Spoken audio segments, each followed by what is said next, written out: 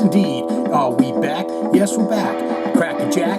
Here we go. Get the buns, get them up, get them moving fun.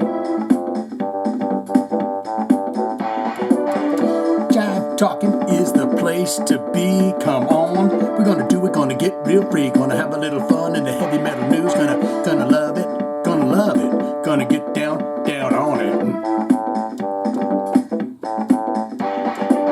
Jive Talkin, heavy metal news. Jive Talkin, heavy metal news. What? Jive Talkin. I hear the song. Don't sound like heavy metal.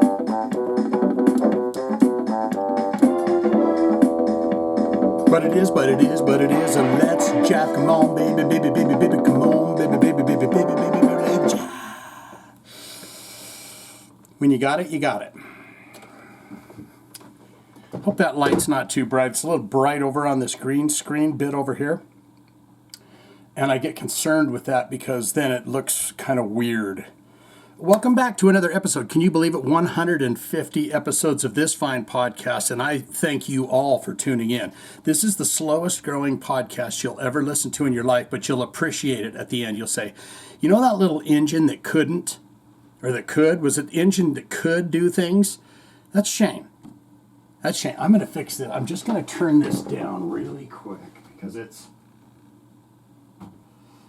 think it needs a little more hue in it. Let's see how that looks. See how I just popped back in? Now that does feel more comfortable to me.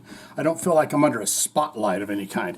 Welcome back to Jive Talkin, episode 150. We have done 50 of these. I'm your host for every episode. It's Shane Diablo, Jive Talkin with Shane Diablo, and we've got a cavalcade of news stories. Now, is it the biggest top-hitting story? I don't know. In my world, these stories are the most important stories. Every single week, we get to it. I got a hair in my eye. I'm telling you, might be one of the worst starts to a podcast that I've done. But you can go back and look through those and say, no, Shane, you're wrong. There was some real zingers. Let's get right into it. I thank you for one and all for tuning in. You are fine and fantastic and just great in all ways. For always and always. But you see this guy right here pointing the finger? No, he's got the gun fingers, doesn't he? It's Ice-T. And this is Dave Gilmour of Pink Floyd. And I said, what? Body Count released a music video for a cover of Pink Floyd's Comfortably Numb, featuring David Gilmour. All of this sounds like bizarro stuff.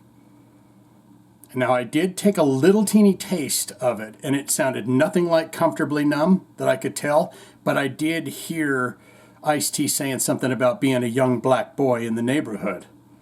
And I'm thinking to myself, Dave Gilmour, he's not a young black boy.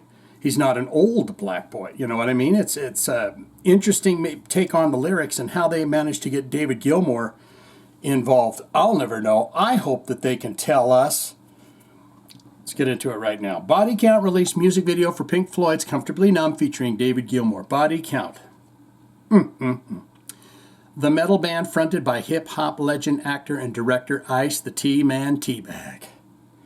I got a friend that went to... It was Body Count, Propane, and some other bands. They did a tour many, many years ago. My friend walked up and asked him if he could get an autograph, and I love it. Ice-T said, I ain't gonna give you no fucking autograph. I'll shake your motherfucking hand. And I thought, that is fantastic. That's the way you handle that. Mr. Ice-T has released the official music video for its powerful rendition of Comfortably Numb, featuring David Gilmour, a fresh take on the classic Pink Floyd track that explores themes of detachment and introspection. Gilmour's seminal guitar work adds a haunting, authentic touch, and it really does, seamlessly blending with Body Count's signature intensity and Ice's profound new lyrics, making the track a fusion of rock history and raw, modern energy. I'm telling you right now, Dave Gilmour's going back to England. He's saying, what the bleeding bloody fuck did you get me into, mate? Because I'll tell you what, that's the worst sounding thing I ever think I've ever heard in my life. I hope we're wrong. Comfortably Numb is taken from Body Count's super long awaited album Merciless, which is set to drop it like it's hot on November 22nd via Century Media Records. I'm going to tell you a little. I love Century Media, okay? So we're not talking bad about Century Media at all. But those guys block every video you do from Century Media, they block it.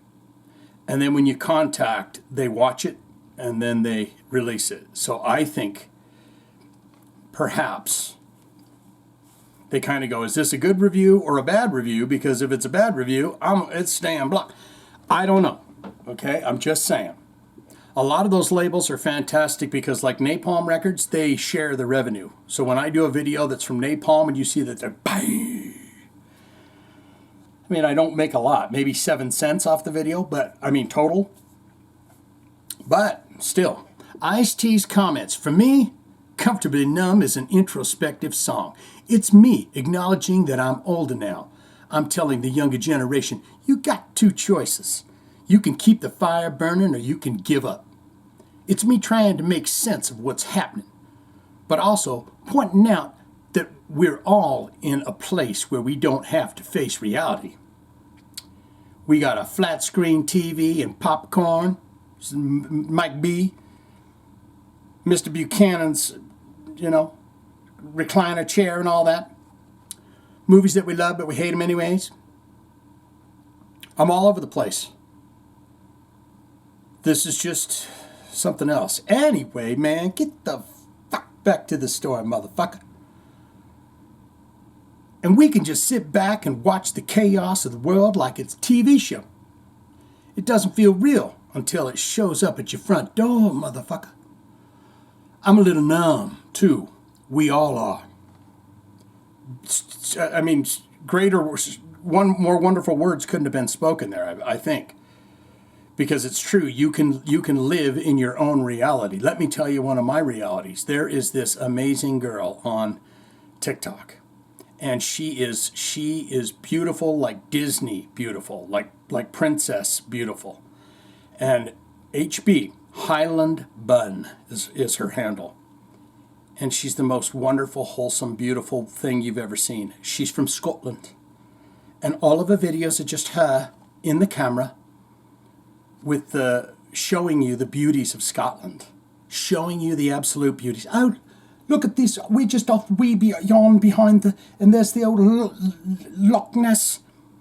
Little Loch Ness where I grew up, and she just takes you around and shows you all the beauty, and she giggles because she loves Scotland so fucking much. And every time I watch one of her videos, I say, I'm falling in love with you. I feel like I should be in Scotland on a picnic blanket with Highland Bun, cheese and wine, and perhaps some canoodling. And that's what it would be, because it would be so sweet and wonderful and wholesome. I mean, there's nothing kinky, or if you got TikTok, which I wouldn't suggest you get it if you have it, if you don't have it. But if you've got it, look up Highland Bun, and you'll see she's just drop dead gorgeous. No makeup, no products in her hair. She wears like green and her Scottish colours. I just feel like, oh fuck, I'd love to be there. I'd love to just be sitting on that picnic blanket and hearing her rattle on about something. Oh, you've just stepped in Scottish, Thornberries, and well, with a wee bit of spit in this little plant over here, we'll get you fixed up. The only drawback to that would be that you're like, some point you're going, baby, I can quit talking about Scotland, okay? I don't want to hear another goddamn thing about Scotland. Anyways, Gilmour states, Gilmour states, body count version of Comfortably Numb is quite radical. But the words really struck me. It's astonished me that the tune I wrote almost 50 bleeding bloody years is back with a great new approach. They've made it relevant again. I don't know about that. I don't know that, other than like cop killing and stuff, relevancy, I don't know. The initial contact from Ice-T Mr. T, I'll call him. Even though there was a Mr. T that was on the A team and wrestled and all that, you know. Boxing, we can't forget Rocky. But Ice-T and Body Count play. The initial contact from Ice-T was for permission to use the Bleed and Play song, but I thought I might offer to play on it as well. I like the new lyrics. No, you don't. I haven't heard a stitch of them. But Dave, they're talking about the world we're living in now, which is quite scary. And it is. Ice-T and Body Count played. Ice-T, Mr. T, what I call him, and Body Count played in London recently. Sadly. What are you going to say, Dave? What you going to say? Sadly, I couldn't make it. But if another opportunity came up to play with them, I'd jump at it. No, you won't, Dave. David, you won't do that, okay? You're in Pink Floyd. You're 70 years old. And the ruckus that would be going on there, it's the likes of something you've never seen before with your eyes, okay? Body Count recently released the official music video for Psychopath. We did that as a reaction video. Its first new single since 2020's Bum Rush, which won a Grammy Award for Best Metal Performance. The new track, which features Fit for an Autopsy vocalist Joe Badolato, shows Ice-T a crew on maximum killing overdrive and primed for the next chapter of the legendary Los Angeles-based band's 35-plus year career. Longtime collaborator Will Putney, Knocked Loose and The Ghost Inside, produced the song, which was released via Century Media Records. We're going to get just a little taste, because guys, they'll ding it. You're not going to hear any of this if they ding the video, okay? Here we go.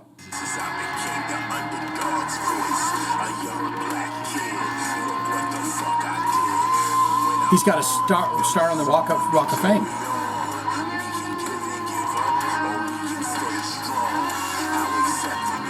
You know what? Okay, I'm cutting it right there, because if you didn't hear that, it's because they were going to ding my whole podcast episode just for that bit. That didn't sound all that shabby, if that's David Gilmour back there. And did he say the thing? I think he said the thing about being the poor black kid growing up in the... We may have to do that. I think I'll hold off on it. It is 6 minutes and 19 seconds long, so maybe we'll hold off and do it as a reaction video somewhere down the road. All right, let's get into Dee Snider.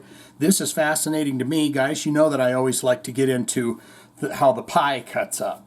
You know, if you watch any of my reaction videos where I talk about the trio, like any band that has a three-piece, the pie cuts up nicer in three big hunks. This is about producing and sharing songwriting credits. And Dee Snider, you know him, he's not going to take it anymore. Does that look like a man that takes any shit from anybody? You know? He's a guy that says, dude, I would advise you against doing anything that I'm not going to take. Dee Snider explains why he didn't share songwriting credits with his Twisted Sister bandmates. Now, if I want to remember, he didn't even start the band, did he? It was, what's his name? Tony fucking Scarlett. What's his name? Anyways, in a new interview with X5 Podcast, Dee Snider explained how he came to write and own every song in Twisted Sister. I thought Eddie the Fingers and the other guitar player, started the band and stuff. I joined Twisted Sister. I joined the band that existed.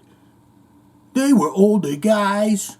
There were a few older than me, and they were all from New York fucking City, the Bronx. And that's where he went to school. Remember that, Dee Snider? He went to school out there in the Bronx, and he went to the only high school that had gangs. They had that New York attitude. I was a suburban rube, so I was younger than them. I came in the band starry-eyed. I had a voice, and they treated me like I was a kid. And it really alienated me from the guys. I love them all now. I mean, we're friends. But at the time, starting out, it really made me feel like I wasn't in the band. So I didn't feel like I was a part of the band for a long time. Till you wrote the hits, Dee. And that's when you were like, look, this ain't your band no more. This is my band. I tried to write with them, and they didn't write with me. So I wound up writing and became very by myself. See? Guys, sometimes you think that I'm not smart, but listen, hey, look at this. I tried to write with them, and they didn't write with me. So I wound up writing and became very by myself and alone. Oh, and working on these songs. And I never felt like this was something I shared. I go in and I say, you're not going to take this. No. This is the guitar part. Oh, really? This is the drum part. But he doesn't know how to play. So he's doing lips. He's doing, he said, we're not gonna. It goes with my lyrics. This is the guitar part, this is the drum part, and I would tell everybody what to do. Not solos and stuff. But I very much was coming in and as a loner with my songs, so I never felt the compunction. Is that a word? So I never really felt the compunction, like, I should be sharing these songs with these guys because of all the hard work they're putting in. Nope. They were out partying and having a good time while I was not getting high and working on songs after song after song after song after song. During an April 2022 appearance on Waste Some Time with Jason Green. Twisted Sister guitarist Eddie Ojeda was asked how it came about that Snider was credited with writing all of the music and lyrics in the band and no one else seemingly contributed to the process. Eddie responded by, hey, look, okay, Dee wrote the melody. He would sing the thing to me, I would take it out with him, and I would work it out with him. You understand what I'm trying to tell you? He would kind of have a rough version of the chorus. He could play guitar a little bit to show the direction. And then I would come in and refine it like a fine fucking wine.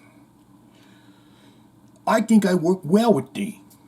He could have gave me a little taste of it, you know. There is percentages in songs, so he could have gave me 20%. He said, I'm going to keep 80% for myself, I'll keep 20 for you. It's okay, though, you know. Hey, what you gonna do, you know. I think I work well with Dee. Lose my accent. He could have vocally communicated something to me, and I could bring it out. All my guitar solos, I wrote a lot of them solos. And those are my solos that I wrote. They didn't write those guitar solos. Like on Burning Hell? Are you fucking kidding me? The whole beginning to the price? Dee's even admitted it. He has said with the price, where he could have gave me a little cut, but he still didn't. But he did admit this. At one point, he wanted to give me half of the publishing. Don't be a dum-dum, Eddie. He wanted to give me half of the publishing, but it just never worked out. You would be living in a bigger house, buddy, if it would have worked out. It didn't put up a stink. I didn't put up a stink about it. My attitude was, okay, we're doing this. I did my best, came up with parts. I never got any writing credit for it. Well, I think Dee's going to be responding pretty soon. Every band is different, he continued. Like Eddie Van Halen, you ever hear of him? He used to write 90% of the songs in Van Halen. But he shared everything 25%. He was a nice guy. He wasn't like Dee at all. He wasn't a song hog like Dee. Now, he didn't say that. I'm adding that for him. I'm saying the things that Eddie can't say himself. He's a fucking hog over here. He's taking everything. Everything. He's taking the bread out of my fucking kids' mouths, says Dee Snider. Now, let's see what Eddie does. This is going to be very important. Do you remember I just talked about percentages? 20%, 80%?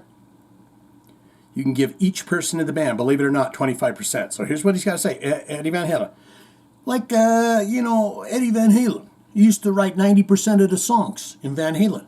But he shared everything 25% with everybody in the band. So bands just do that. Some bands don't.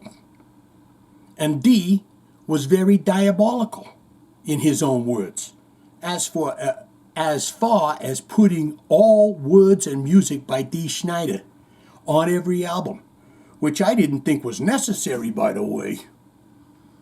I said, no, I don't know if that's very necessary. I mean, no one spoke up. No one's like, dude, what the hell are you doing here? Okay, let's get it. Let's see. It's not that fucking necessary. Because it just wasn't true. Yeah, he did write all the lyrics and he did come up with the melodies. And at the time he said, well, the guys who write the melody is the songwriter. I didn't talk to him about it. Well, what about all the stuff I came up with then, Dee? That sounds like a fucking melody to me. On my guitar? You telling me that's not a melody that's coming on my fucking guitar, Dee? There's a lot of things I came up with that I never got writing credit for. Just a lot of this little guitar bits that I came up with. And a lot of them theme solos, which are melodies, by the way. They're not just some guy playing Chuck Berry riffs. They're like signable solos with a melody. Is that the right word, guys? Look at this. Watch the podcast and tell me. Singable? Oh. They're like singable solos. The Price is a singable song. Ooh,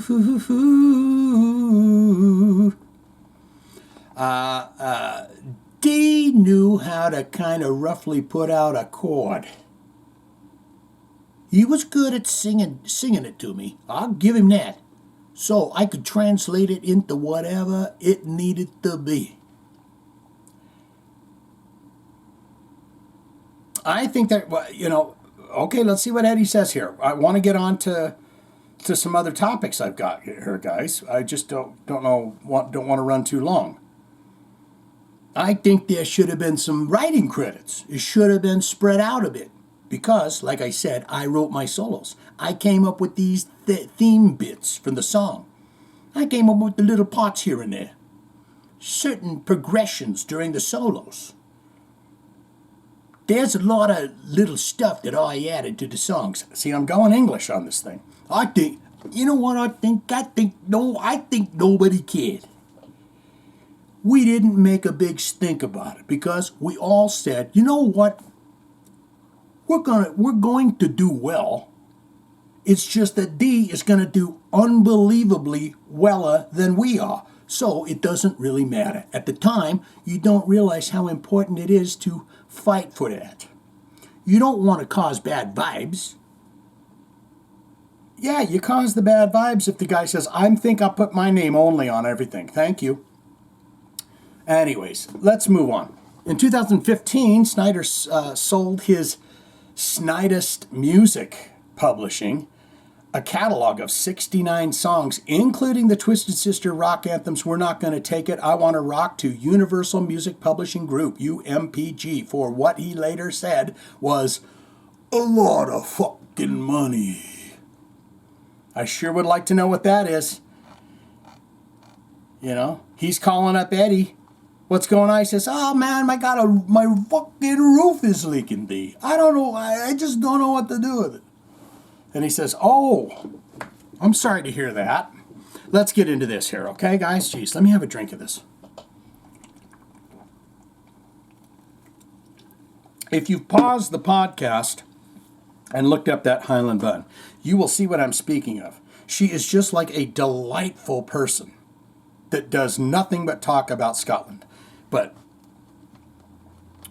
Adrian Smith here. This is Iron Maiden guitarist Adrian Smith, and I'm loving this. He says he's going to tell us his favorite songs to play on the current The Future Past tour. And I'm so excited to see that. I hope he says Wasted Years and 2 Minutes to Midnight. And let's see.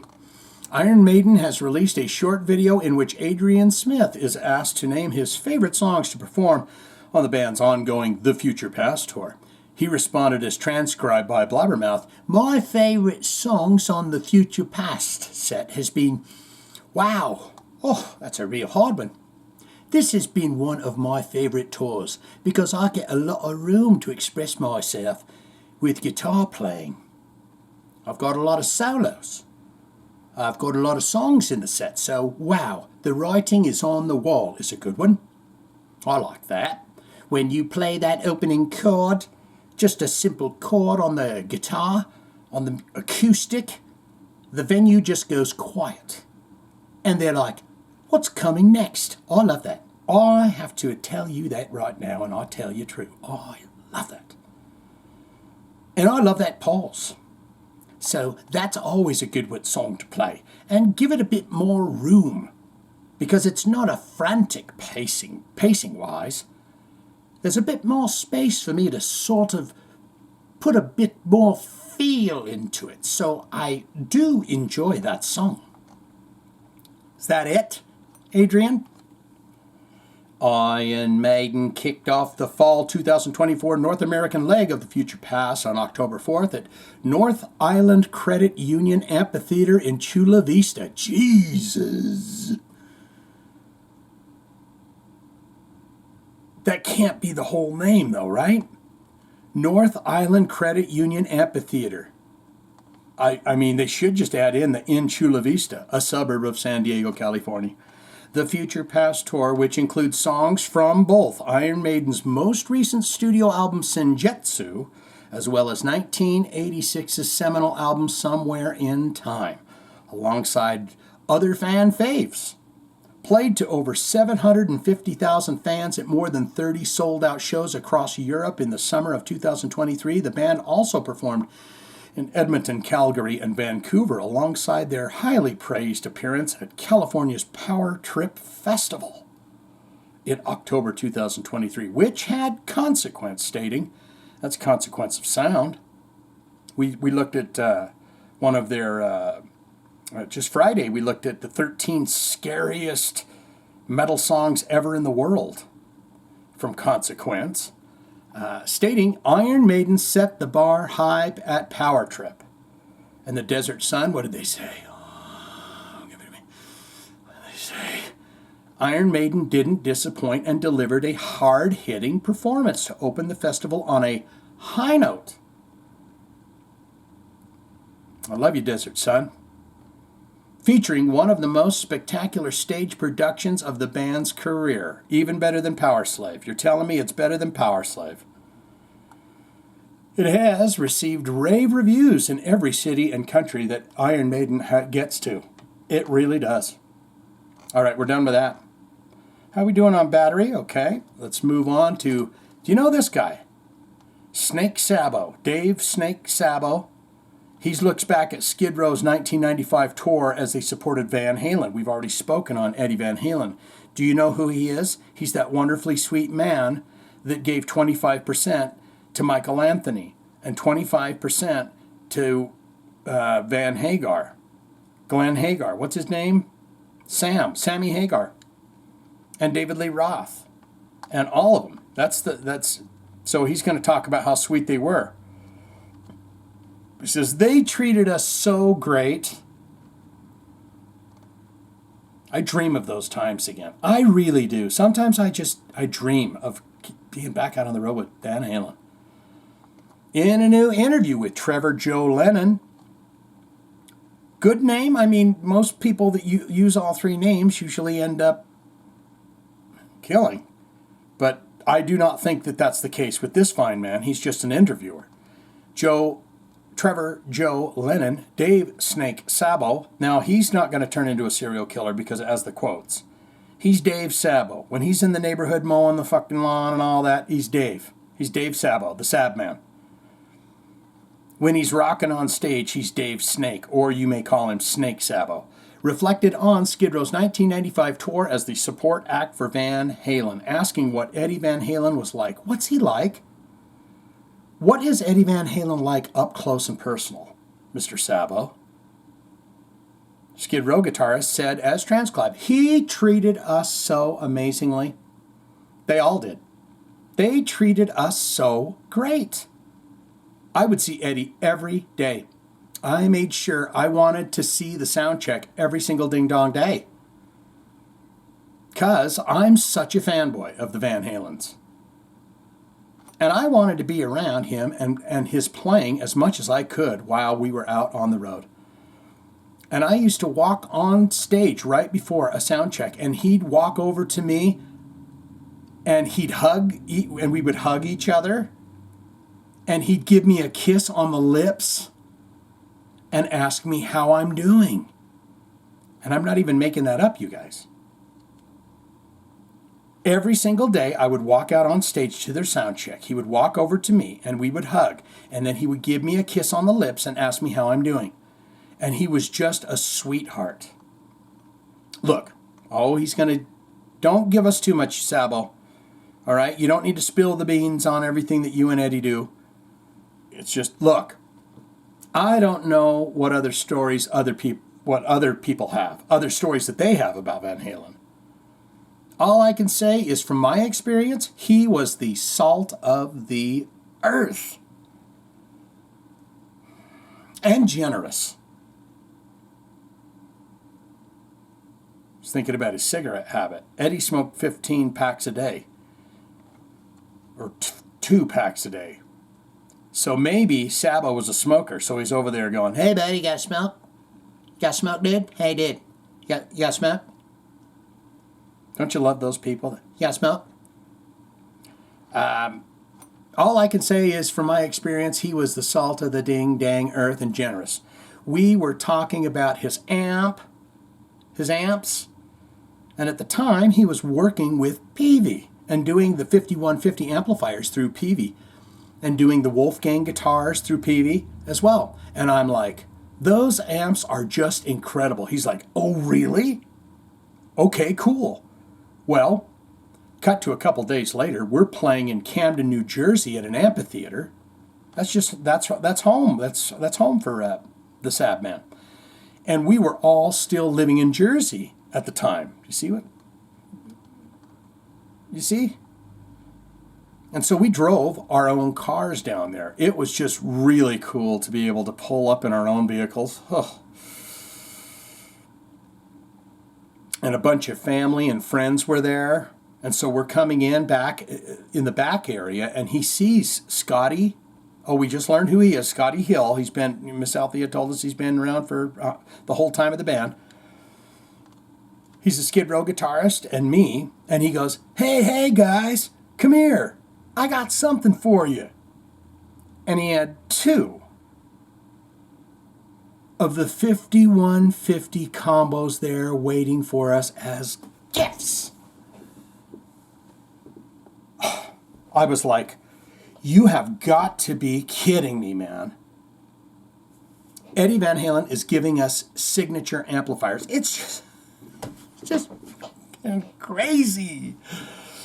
And so my heart will always have a special place for Eddie and Van Halen bassist Michael Anthony too. Sammy Hagar, Van Halen singer, and Alex Van Halen drummer, were great. They were fine. They didn't give us nothing. Eddie did. We got amps. We got sweet amps. I spent some time with them, but Michael Anthony, we spent a lot of time. Because behind his amp line, he would have a bar set up back there called Mad Anthony's Cafe. Oh, that's fun. It was just a lot of fun. And I would go golfing with him once in a while.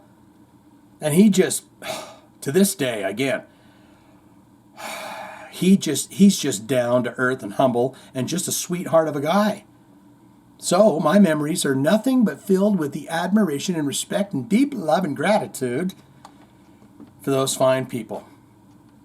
If you get the amp, that's a good way to go. We're going to watch a quick video here of Motley Crue doing Livewire. They're doing one of them Troubador secret shows that you pay $80,000 to attend, or not. And then we're going to get into your comments, which is always fun and delight to me.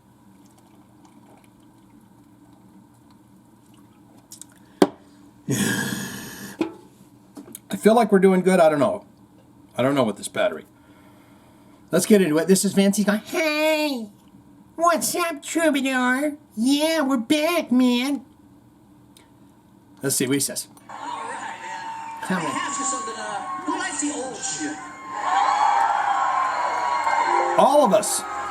Well, we got two from the first album. There's the John 5 man. All right, let's do it.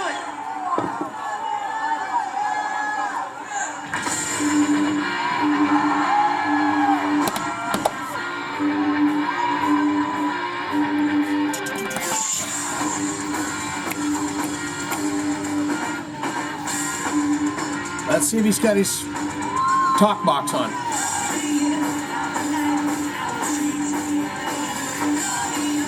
Stop sounding too shabby.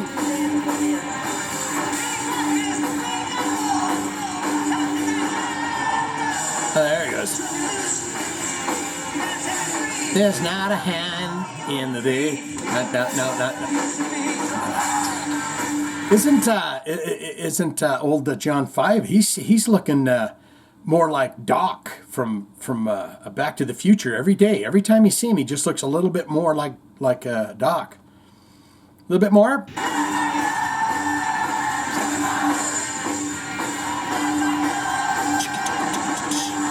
Someone go over there and light Nikki's legs on fire again, just a surprise one. Say, remember that? Remember that, Nikki?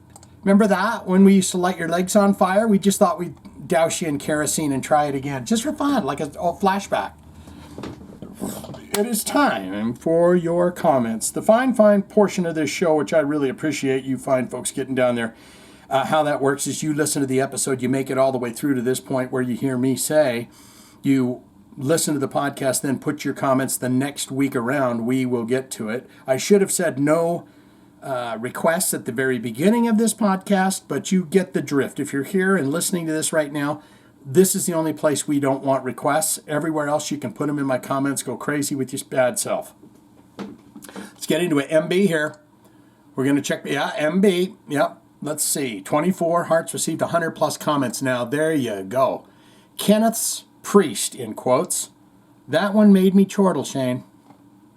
Thank you.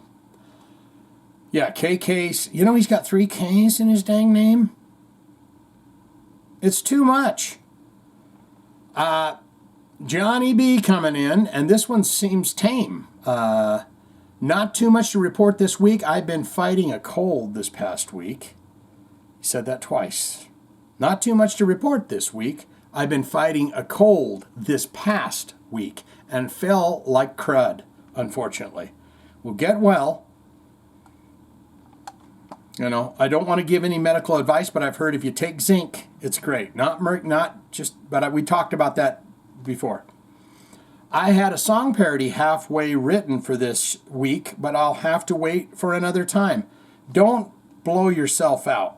No one's forced into this. It's very lovely when that happens, but do it organically, what feels right to you.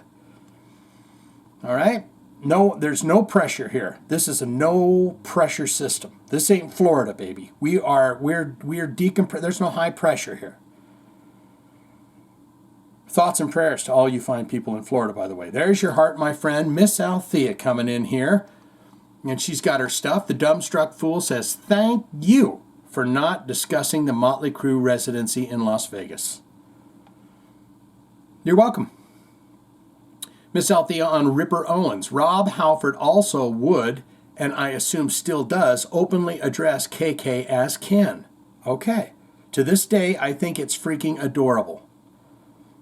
And his given name is Kenneth Keith Downing. So only 2 legitimate Ks, not triple, which would be pretty harrowing.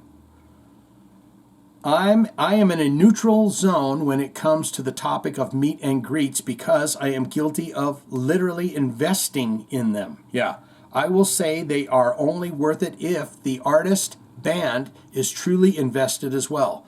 They have to want to be there and enjoy meeting and socializing with their fans instead of becoming zombies and lining their pockets. Is that some kind of stab at Rob Zombie?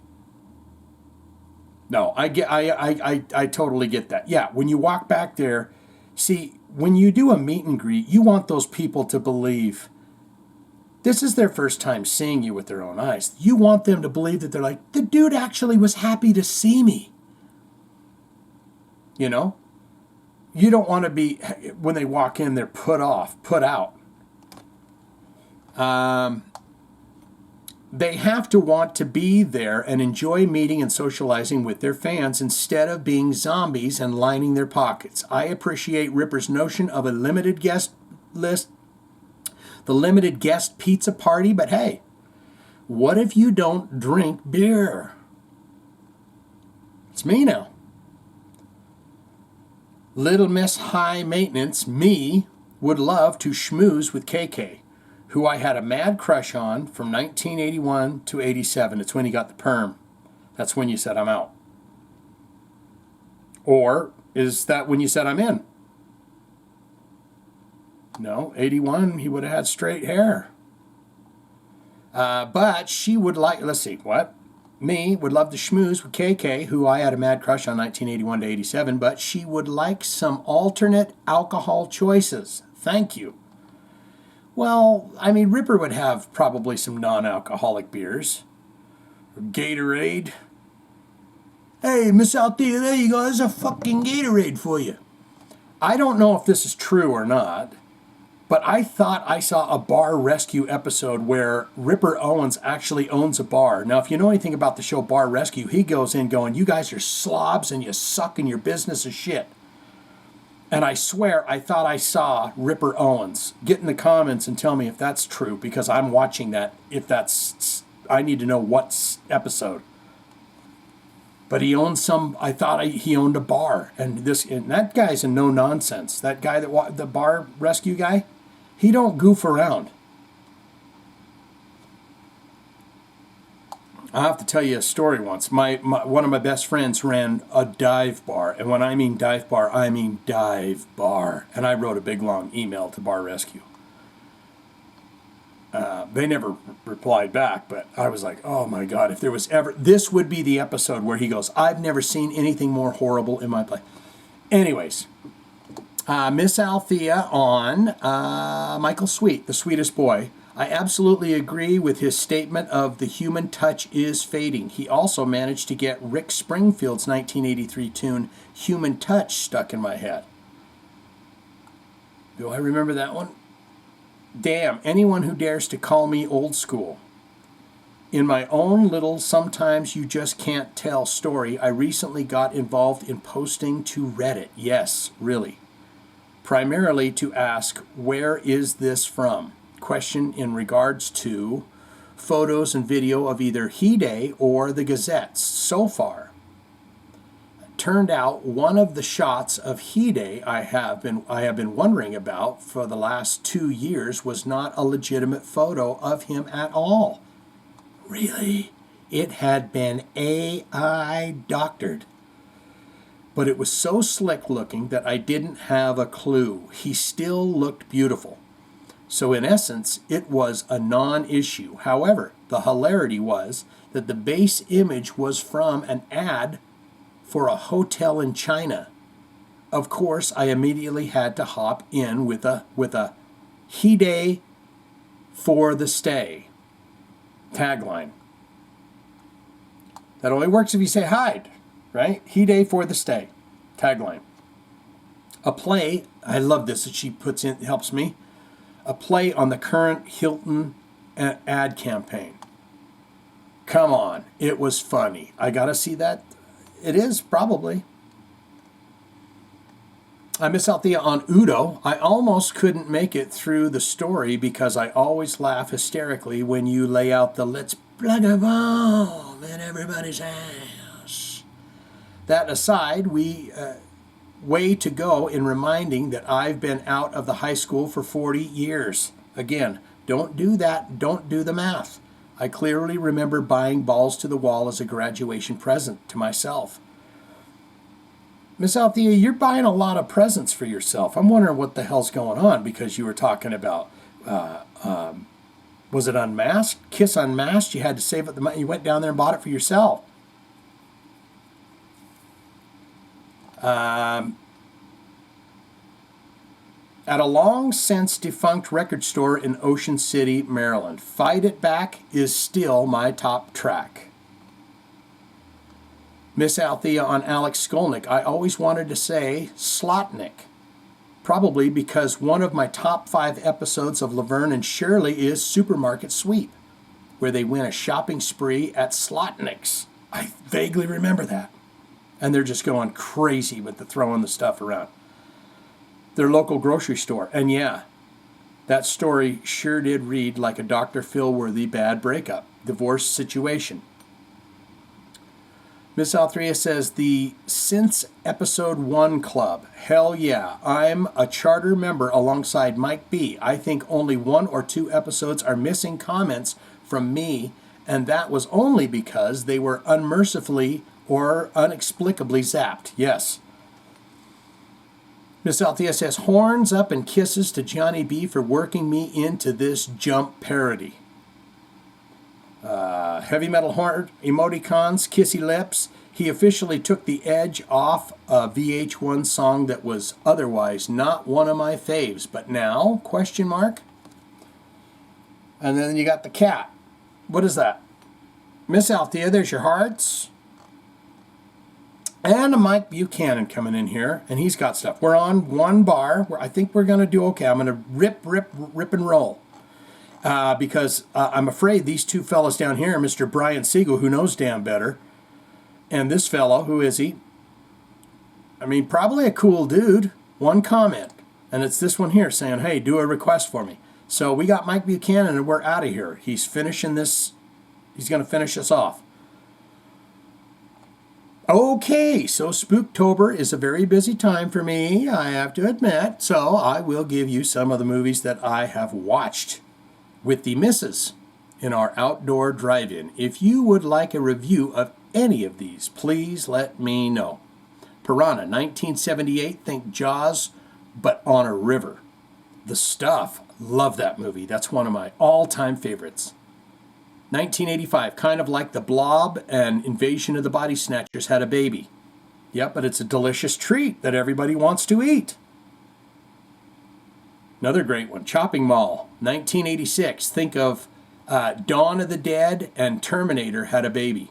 Yeah, I don't know what it is, but anything set in a mall. Remember that? What was the one movie where they, Night of the Comet, where they're in the mall? I don't know what it is. Dawn of the Dead, all those. Galaxy of Terror, 1981, sort of an inspiration of the movie Aliens, not really. A Roger Corman classic. Sharknado, 2013. Do I even need to say anything? He loves all the Sharknado movies. Sleepaway Camp, that's a, boy, that ending will really, you go, say now what? What again? Say what now? What, say again? Sure, it copied Friday the 13th, but really, who cares? And Night of the Creeps. That's another good one.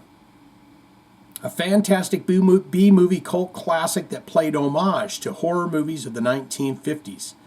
And he's got one more, Lake Placid, 1999. Yet again, think Jaws, but on a lake. So grab your favorite beverage. Sit in your favorite chair. Pop some popcorn, and if you're outside, start a bonfire and press play. Good stuff. All right, he said, Mike Buchanan says, come on, my man, why did you have to bring up KK's Priest? Still a sore point for me. He had to go to the function. He was going to go to the concert. We talked him out of it. If you remember, I had the opportunity to see KK's Priest and accept, but a family obligation was a roadblock. But having said that, I will be attending an Overkill concert in November. And yes, they rarely come out west, don't they? I mean, it's maybe I'm crazy, but it's like, and yes, I check first before buying tickets. Now, having said all of that, I myself will never pay for a meet and greet with any band. I understand why bands do it as they make more money. I think the last meet and greet was at a Suicidal Tendencies concert back in the late 80s. That would have been a banger, though. Psycho Mike Music. Hey, how you doing, Mike Buchanan? It's good to see you, man. Did you have some crackers with cheese whiz? You know, you want a Pepsi? Come on, you guys knew that was coming. You just want a Pepsi, right? I'll get you a Pepsi. It was their first ever stadium tour and the first concert on that tour. They opened for Metallica. And they bought pizza for everyone that wanted to stop it by and say hey to the band. Great. Mike Buchanan says, Michael Sweet isn't wrong about AI. If you can create music on your own, then maybe don't have a band. And this goes for those that have others write songs for them. It is getting harder to determine the difference between real human written music and AI music. Well done. Well put. Mike Buchanan on Flotsam and Jetsy. Flotsam and Jetsam has always been the forgotten band, and it's just a shame as they are better, in my opinion, than some of the big four bands. You're not wrong. Some of it could be the ever-revolving lineup over the years, yes. Some of it could be the ever-revolving lineup over the years, but fans and media just continue to overlook them. And yes, Shane, you are pronouncing Knutson correctly. Yep, it's a hard K on there. Kenneth Knutson Downing. Mike Buchanan says, let's start the albums I am listening to this week. As of writing, okay, you can list a couple of records you've been listening to. As of the writing of this, I am currently listening to the new Ghetto Ghouls album. Ooh. Vigilante Crusaders. On my fourth listen, if you love thrash, and let's face it, if you don't, you're wrong, 100%, you will need to get this album. Before that, I listened to Falling in Reverse's new album, Popular Monster. And I've been listening to a lot of, I can't say that, Termion Kotlet, and he's even put the little dots and umlauts over everything. Udo is one of those unlikely, okay, he's moving on here. Udo is one of those unlikely heroes of the metal world, and one of those artists that did much better after going solo. And education time. I won't say everyone, but a good 90+% of people mispronounce the band Udo wrong. There are periods in the name, yes, for a reason. Yep, it's pronounced Udo. Thank you, Mike. It's UDO. Udo Dirk Schneider Overdrive. Mind blown. Mike Buchanan says, I can only imagine the direction that Savatage would have gone if Chris had not been killed. Yep. Now there is news of Savatage coming out with a new album in 2025 to be named Curtain Call. I just want to hear John Olivia's voice. Is that terrible to say? Someone's going to rip me because I said his name wrong there. Oliva. I want to hear him singing on it. I don't want to hear the other guy. I come from the old school of the Hall of the Mountain King and all that. And now it's time for the Jive Talkin jokes of the week. Battery is not blinking red, and we are finished because we can't acknowledge the other two comments, you guys. They put in a request. They must be not shunned, but just, and not shamed, but just left unknown. Jive Talkin jokes of the week here. Mac Buchanan, he says, and I was going to tell you guys, because I almost called him Mac Buchanan there. I love what YouTube does. Not YouTube, but Spotify literally cuts the podcast up into segments.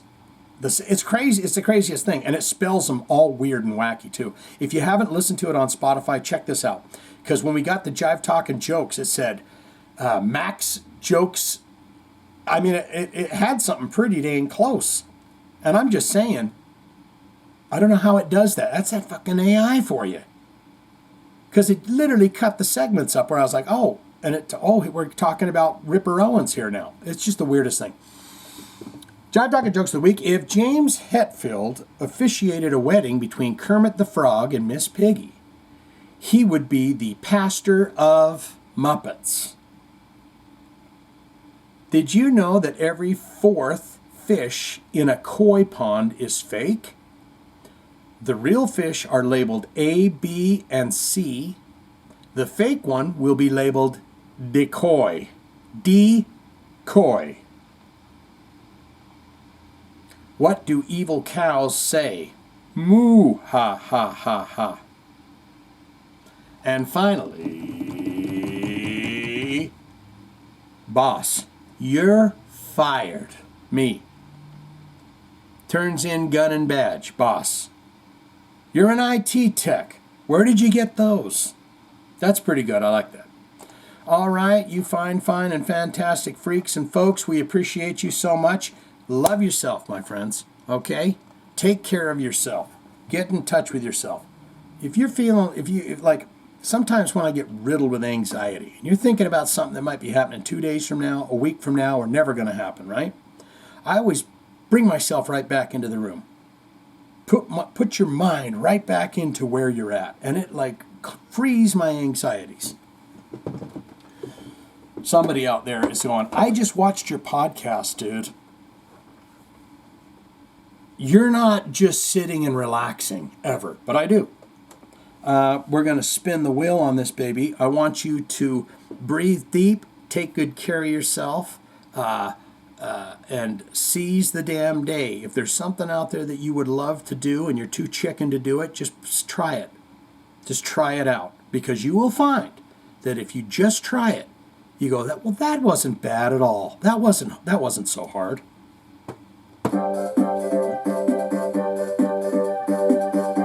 I hate them pre-recorded songs. I want to go to a song.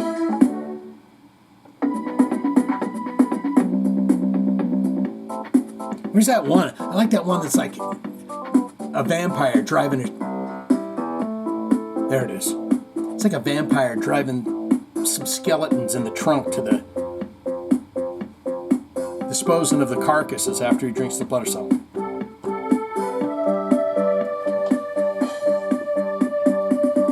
Jive Talking with Shane D.